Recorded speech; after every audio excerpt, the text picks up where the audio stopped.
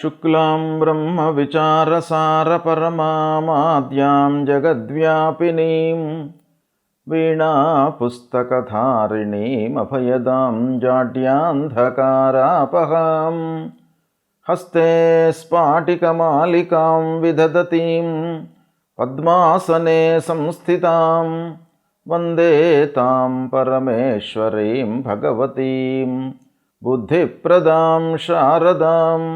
శ్రీ మహాగణాధిపతయే నమః. శ్రీ మహాసరస్వత్యై నమః. శ్రీ గురుభ్యో నమః. 2026వ సంవత్సరంలో తులారాశిలో జన్మించినటువంటి వారికి సంవత్సర గోచార ఫలితాలు ఎలా ఉన్నాయో తెలుసుకుందాం. ఈ సంవత్సర ఫలితాలను ప్రభావం చేసేటువంటి ఈ ఫలితాలను ప్రభావితం చేసేటువంటి గ్రహాలు 4 గ్రహాలు: గురువు, శని, రాహువు, కేతువు. ఇవి ముఖ్యమైనటువంటి గ్రహాలు. ఈ గ్రహాల యొక్క సంచారము ఎలా ఉంది ఈ సంవత్సరము అని మనము చూసినట్టయితే 1 జూన్ 2026 వరకు మిథున రాశిలో బృహస్పతి సంచరిస్తున్నాడు. తదనంతరం కర్కాటక రాశిలోకి ప్రవేశించి 31 అక్టోబర్ 2026 వరకు కర్కాటక రాశిలో ఉంటున్నాడు.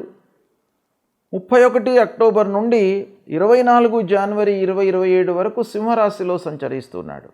ఈ విధంగా 3 రాశులలో మిథునము, కర్కాటకము, సింహము, ఈ 3 రాశులలో ఈ సంవత్సరము సంచరిస్తున్నాడు.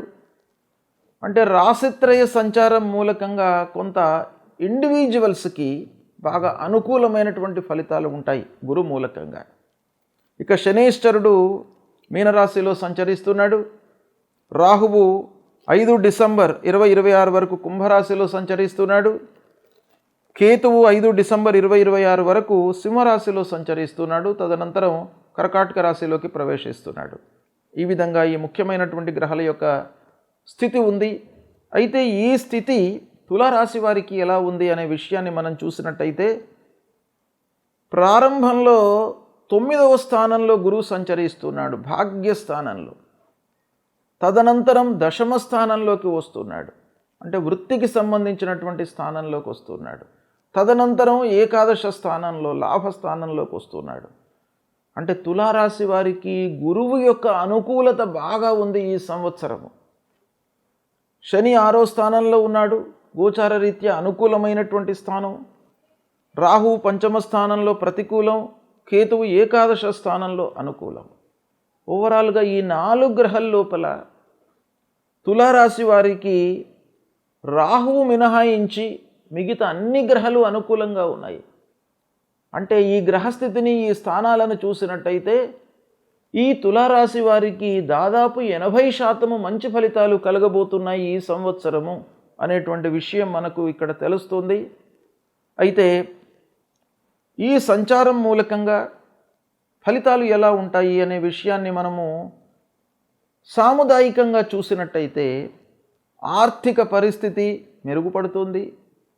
వ్యాపారస్తులు బాగా లాభాలను పొందుతారు, చేతిలో డబ్బు ఉంటుంది, కొత్త పనులు చేయాలి అనేటువంటి మనస్తత్వంతో ఉంటారు. ఉద్యోగులకు ఆఫీసులో బాగా గుర్తింపు లభిస్తుంది. పని లోపల మీరు నైపుణ్యతను ప్రదర్శించడం మూలకంగా మీకు హైయప్స్ వద్ద, క్లయింట్స్ వద్ద, సహ ఉద్యోగుల వద్ద బాగా గుర్తింపు లభిస్తుంది. వ్యాపారంలో లాభాలు పొందుతారు. కుటుంబంలో శుభకార్యాలు జరుగుతాయి. మీరు కూడాను ప్రత్యేకంగా శుభకార్యాలకు హాజరవుతారు. ఇక భార్య, పిల్లలు, కుటుంబ పెద్దలు, ఈ కుటుంబం లోపల మీకు ఒక అనుకూలమైనటువంటి వాతావరణం ఉంటుంది. భార్యాభర్తల మధ్యన సఖ్యత ఉంటుంది. అన్యోన్యత మూలకంగా ఒకే రకమైనటువంటి ఆలోచనలతో భార్యాభర్తలు ముందుకు వెళ్తారు. తద్వారా పిల్లల విషయంలో మీరు మంచి నిర్ణయాలు తీసుకోవడం అనేటువంటిది ఇక్కడ మనకు అంతర్లీనంగా కనబడుతుంది. పిల్లల చదువుల విషయంలో, పిల్లల యొక్క ఉద్యోగము, సెటిల్మెంట్ విషయంలో మీకు బాగా అనుకూలమైనటువంటి సంవత్సరము. ఆరోగ్యము అనుకూలంగా ఉంటుంది, నిలకడగా ఉంటుంది. వాహనము కొనుగోలు చేస్తారు. ఆస్తికి సంబంధించినటువంటి పనులపైన మీరు మనస్సు నిలుపుతారు. అంటే ఆస్తి కొనుగోలు చేయడము, స్థిరాస్తులు, చరాస్తులు, ఇలాంటి వాటిపై మీరు బాగా మనస్సు నిలుపుతారు. తద్వారా లాభాన్ని పొందేటువంటి అవకాశాలు పుష్కలంగా కనబడుతున్నాయి. సోదరులతో పూర్వం ఉన్నటువంటి విభేదాలు దూరం అవుతాయి. బాంధవ్యం పెరుగుతుంది ఈ సంవత్సరము. శత్రువులు దూరం అవుతారు. శత్రువులు దూరం కావడము మనకు చాలా అనుకూలమైనటువంటి సమయంగా మనం భావిస్తాం. మన పక్కనే ఉంటారు, కానీ మనకు అనర్థము చేసేటువంటి అవకాశాలు ఉంటాయి. కనుక అలాంటి వాళ్ళు దూరంగా వెళ్ళిపోవడము మనకు ఒక పాజిటివ్ పాయింట్గా మనం తీసుకుంటాం. కోర్టు వ్యవహారాలు అనుకూలంగా ఉంటాయి. ప్రయాణాలు కలిసి వస్తాయి. పెట్టుబడులు మంచి వాటిపైన మీరు చేస్తూ ఉంటారు. గురువు యొక్క అనుగ్రహము, శని వల్ల అనుకూలము. బాధ్యతలు పెరిగినప్పటికీ మీకు అన్ని విషయాలలో సత్ఫలితాలు కలుగుతాయి. ధార్మికమైనటువంటి ఆలోచనలు మీకు బాగా పెరుగుతాయి. గురుభక్తి, దైవభక్తి, తర్వాత నలుగురికి సహాయం చేయాలనేటువంటి మనస్తత్వం కూడాను పెరుగుతుంది.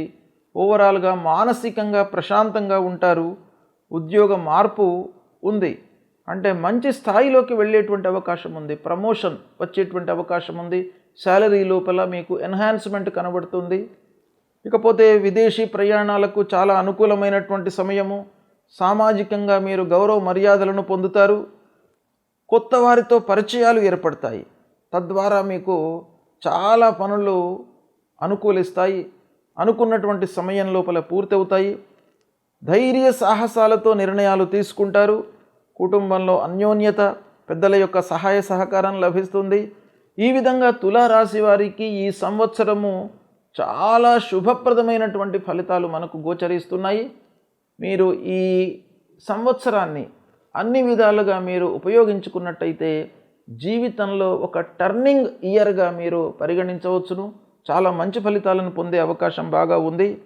అయితే ఏ గ్రహాలు ప్రతికూలంగా ఉన్నాయి అనే విషయాన్ని మనం చూసినట్టయితే రాహు పంచమ స్థానంలో ఉన్నాడు. కాబట్టి పంచమ స్థానంలో ఉన్నప్పుడు కొన్ని ఇబ్బందులను క్రియేట్ చేస్తాడు.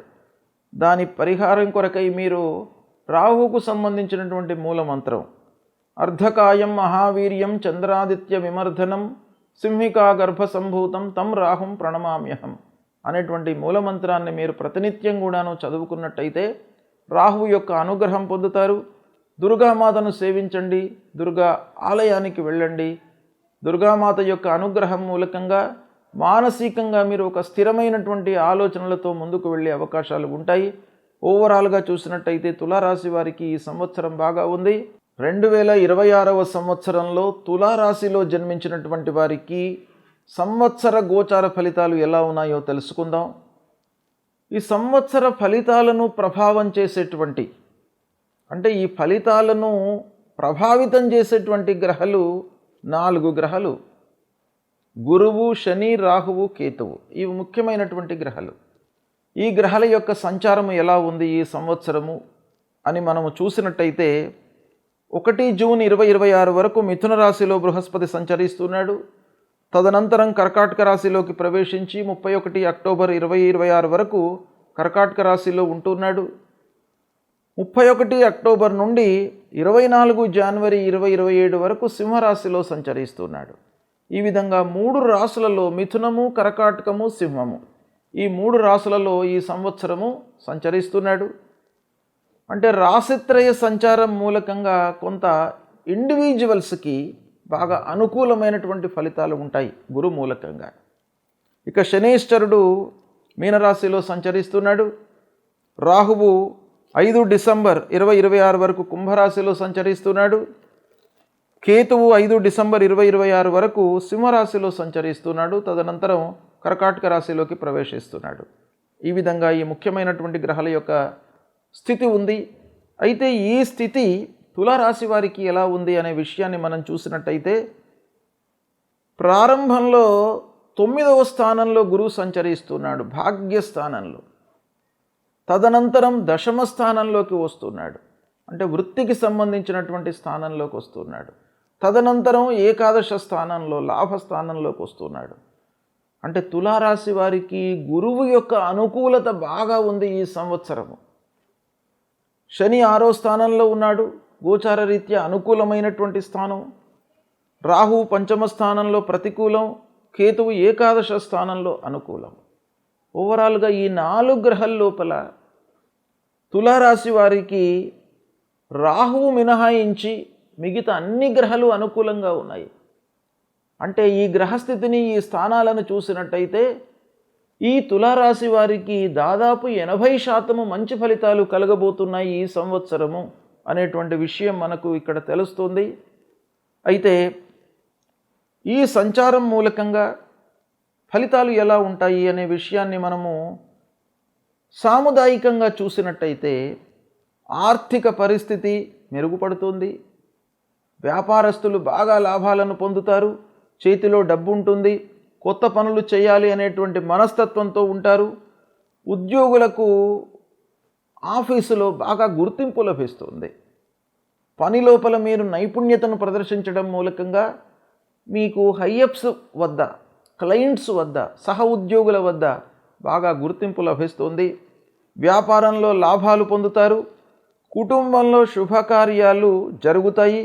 మీరు కూడాను ప్రత్యేకంగా శుభకార్యాలకు హాజరవుతారు.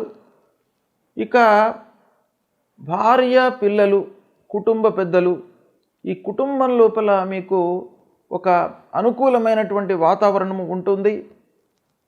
భార్యాభర్తల మధ్యన సఖ్యత ఉంటుంది. అన్యోన్యత మూలకంగా ఒకే రకమైనటువంటి ఆలోచనలతో భార్యాభర్తలు ముందుకు వెళ్తారు. తద్వారా పిల్లల విషయంలో మీరు మంచి నిర్ణయాలు తీసుకోవడం అనేటువంటిది ఇక్కడ మనకు అంతర్లీనంగా కనబడుతుంది. పిల్లల చదువుల విషయంలో, పిల్లల యొక్క ఉద్యోగము, సెటిల్మెంట్ విషయంలో మీకు బాగా అనుకూలమైనటువంటి సంవత్సరము.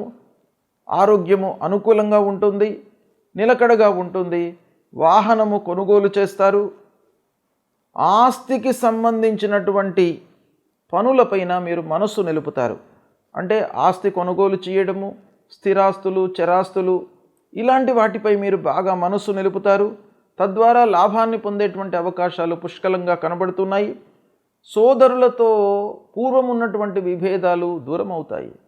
బాంధవ్యం పెరుగుతుంది ఈ సంవత్సరము. శత్రువులు దూరం అవుతారు. శత్రువులు దూరం కావడము మనకు చాలా అనుకూలమైనటువంటి సమయంగా మనం భావిస్తాం. మన పక్కనే ఉంటారు, కానీ మనకు అనర్థము చేసేటువంటి అవకాశాలు ఉంటాయి. కనుక అలాంటి వాళ్ళు దూరంగా వెళ్ళిపోవడము మనకు ఒక పాజిటివ్ పాయింట్గా మనం తీసుకుంటాం. కోర్టు వ్యవహారాలు అనుకూలంగా ఉంటాయి. ప్రయాణాలు కలిసి వస్తాయి. పెట్టుబడులు మంచి వాటిపైన మీరు చేస్తూ ఉంటారు. గురువు యొక్క అనుగ్రహము, శని వల్ల అనుకూలము. బాధ్యతలు పెరిగినప్పటికీ మీకు అన్ని విషయాలలో సత్ఫలితాలు కలుగుతాయి. ధార్మికమైనటువంటి ఆలోచనలు మీకు బాగా పెరుగుతాయి. గురుభక్తి, దైవభక్తి, తర్వాత నలుగురికి సహాయం చేయాలనేటువంటి మనస్తత్వం కూడాను పెరుగుతుంది. ఓవరాల్గా మానసికంగా ప్రశాంతంగా ఉంటారు. ఉద్యోగ మార్పు ఉంది, అంటే మంచి స్థాయిలోకి వెళ్ళేటువంటి అవకాశం ఉంది. ప్రమోషన్ వచ్చేటువంటి అవకాశం ఉంది. శాలరీ లోపల మీకు ఎన్హాన్స్మెంట్ కనబడుతుంది. ఇకపోతే విదేశీ ప్రయాణాలకు చాలా అనుకూలమైనటువంటి సమయము. సామాజికంగా మీరు గౌరవ మర్యాదలను పొందుతారు. కొత్త వారితో పరిచయాలు ఏర్పడతాయి. తద్వారా మీకు చాలా పనులు అనుకూలిస్తాయి. అనుకున్నటువంటి సమయం లోపల పూర్తవుతాయి. ధైర్య సాహసాలతో నిర్ణయాలు తీసుకుంటారు. కుటుంబంలో అన్యోన్యత, పెద్దల యొక్క సహాయ సహకారం లభిస్తుంది. ఈ విధంగా తులారాశి వారికి ఈ సంవత్సరము చాలా శుభప్రదమైనటువంటి ఫలితాలు మనకు గోచరిస్తున్నాయి. మీరు ఈ సంవత్సరాన్ని అన్ని విధాలుగా మీరు ఉపయోగించుకున్నట్టయితే జీవితంలో ఒక టర్నింగ్ ఇయర్గా మీరు పరిగణించవచ్చును. చాలా మంచి ఫలితాలను పొందే అవకాశం బాగా ఉంది. అయితే ఏ గ్రహాలు ప్రతికూలంగా ఉన్నాయి అనే విషయాన్ని మనం చూసినట్టయితే రాహువు పంచమ స్థానంలో ఉన్నాడు. కాబట్టి పంచమ స్థానంలో ఉన్నప్పుడు కొన్ని ఇబ్బందులను క్రియేట్ చేస్తాడు. దాని పరిహారం కొరకై మీరు రాహువుకు సంబంధించినటువంటి మూలమంత్రం అర్ధకాయం మహావీర్యం చంద్రాదిత్య విమర్ధనం సింహికా గర్భ సంభూతం తం రాహుం ప్రణమామ్యహం అనేటువంటి మూలమంత్రాన్ని మీరు ప్రతినిత్యం కూడాను చదువుకున్నట్టయితే రాహువు యొక్క అనుగ్రహం పొందుతారు. దుర్గామాతను సేవించండి. దుర్గా ఆలయానికి వెళ్ళండి. దుర్గామాత యొక్క అనుగ్రహం మూలకంగా మానసికంగా మీరు ఒక స్థిరమైనటువంటి ఆలోచనలతో ముందుకు వెళ్ళే అవకాశాలు ఉంటాయి. ఓవరాల్గా చూసినట్టయితే తులారాశి వారికి ఈ సంవత్సరం బాగా ఉంది. ఈ 2026వ సంవత్సరంలో ముఖ్యంగా గురువు 3 రాశులలో సంచరిస్తున్నాడు. అంటే వ్యక్తిగతంగా మనం ఆలోచించినట్టయితే రాశిత్రయ సంచారము కొంత అనుకూలతను ఇస్తుంది. అయినప్పటికీ రాశిత్రయ సంచారం మూలకంగా కొన్ని ఇబ్బందులు కూడాను ఒక పక్కన ఉంటాయి. కనుక గురు భగవానుణ్ణి మీరు పూజించడము మంచిది. అంటే గురు భగవానుడు అనంటే సద్గురువులను సేవించండి. ఈ సంవత్సరము ధార్మిక ప్రచారం లోపల ఎవరైతే వాళ్ళ జీవితాన్ని మొత్తం కూడాను సమాజానికి, సంఘానికి, మనుష్యులకు అర్పణ చేస్తారో అలాంటి వాళ్లను మీరు సేవించడం మూలకంగా మీకు సత్ఫలితాలు కలుగుతాయి. అంతేకాకుండా తల్లిదండ్రులను మీరు సేవించండి. ఈ 2026వ సంవత్సరంలో ఎవరైతే తల్లిదండ్రులను సేవిస్తారో, ప్రతినిత్యం కూడాను వాళ్ళ యొక్క బాగోగులు తెలుసుకుంటూ, వాళ్ళ యొక్క యోగక్షేమాలను తెలుసుకుంటూ ఉంటారో వాళ్లకు ఆ గురు భగవానుడి యొక్క అనుగ్రహం లభిస్తుంది. కనుక అది చేయండి. అంతేకాకుండా కార్యాల లోపల మనకు ఆటంకము, విఘ్నాలు రాకుండా ఉండడానికి ప్రతినిత్యం కూడాను గణపతిని స్మరించండి. గణపతి దేవాలయానికి వెళ్ళండి. ఆ గణపతి మూలకంగా మీరు చేసేటువంటి పనుల లోపల ఆకస్మికమైనటువంటి ఆటంకాలు లేకుండా ఉంటాయి. కాబట్టి ఆ గణపతి యొక్క అనుగ్రహం మీకు బాగా కావాలి. ఇక మీరు ఉన్నటువంటి స్థితిని అలాగే ఉంచడానికి ఆ విష్ణువు యొక్క అనుకూలత, అనుగ్రహము మీకు కావాలి. కాబట్టి విష్ణు సహస్రనామ పారాయణం చేయండి. శ్రీమన్నారాయణుణ్ణి మీరు కొలవండి ప్రతినిత్యం కూడాను. తప్పకుండా మీకు ఒక మంచి స్థితిని ఇస్తాడు ఈ సంవత్సరం మొత్తం కూడాను. అదేవిధంగా ఐశ్వర్య ప్రదాత అయినటువంటి ఆ శివుణ్ణి కూడాను మీరు అర్చించండి. ఈ సంవత్సరం మొత్తం కూడాను మీకు అందుబాటులో ఉన్నటువంటి దేవాలయానికి వెళ్ళండి. అక్కడ శివుడికి అభిషేకం చేయడము, బిల్వార్చన చేయడము, పంచామృతములతో అభిషేకం చేయడం మూలకంగా ఆ శివుని యొక్క అనుగ్రహంతో మీకు ఐశ్వర్యము కలుగుతుంది. ఐశ్వర్యం అంటే సంతానం లేనటువంటి వాళ్లకు సంతానాన్ని ఇస్తాడు. ఏదైతే మీరు అభీష్ట కార్యసిద్ధి మీ మనసులో ఏదైతే పెట్టుకుని ఆ భగవంతుడి దేవాలయానికి వెళ్ళి భగవంతుణ్ణి కొలుస్తారో ఆ కోరికలను తీరుస్తాడు. కాబట్టి ఇవన్నీ కూడాను మీరు చెయ్యండి.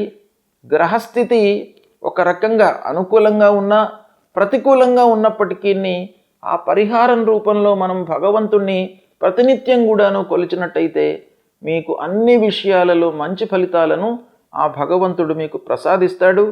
మీరు భగవంతుణ్ణి నమ్మండి, దేవాలయానికి వెళ్ళండి, దేవుణ్ణి కొలవండి. తప్పకుండా మీకు మంచి ఫలితాలు ఈ 2026వ సంవత్సరంలో కలుగుతాయి.